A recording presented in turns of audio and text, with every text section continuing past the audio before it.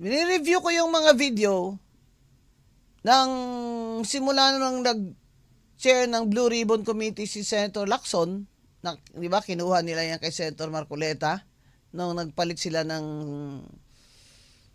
Senate President. Tila napaka-personal naman ng mga tira ni Senator Ping Lacson kay Senator Marcoleta. Ang gusto lang naman natin ay may manindigan dyan na senador para sa atin. Na kung hindi ka man sang-ayon sa kanya, ay sasabihin mo na, hindi ako sang-ayon sa kanya, pero mabuti na rin yung may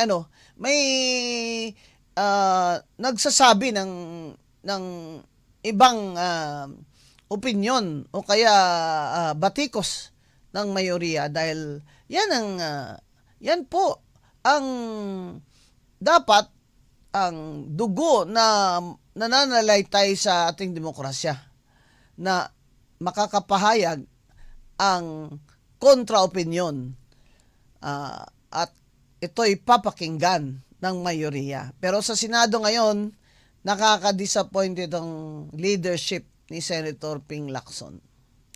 Sinasabi ko pong nakaka-disappoint because as the chair of the Blue Ribbon Committee, he is the one who has the duty. Siya yung may katungkulan na pakinggan ang minorya. Abay, kung ganyan naman, Senate President Soto, na pag nagsenador naman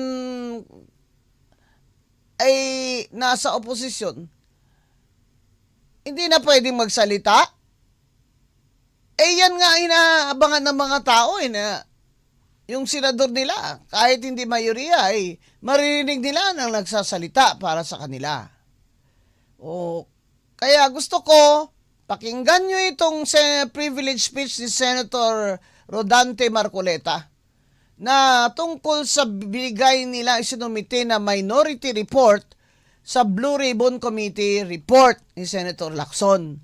Kasi tinatanong ni Senator Marcoleta, bakit hanggang ngayon walang nakukulong sa flood control?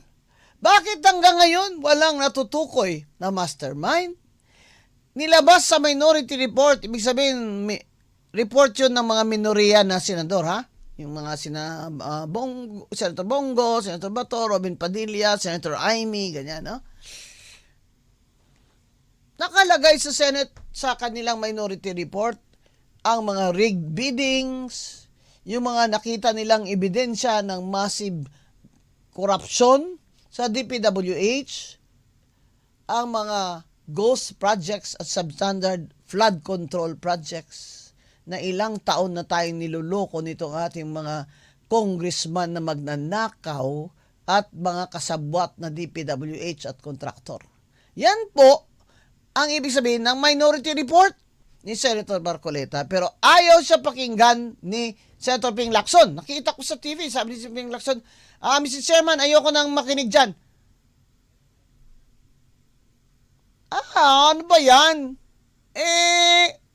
Kung ako pala dyan, magsalita ako, ayaw makinig sa akin, hindi na ako pwedeng magsalita.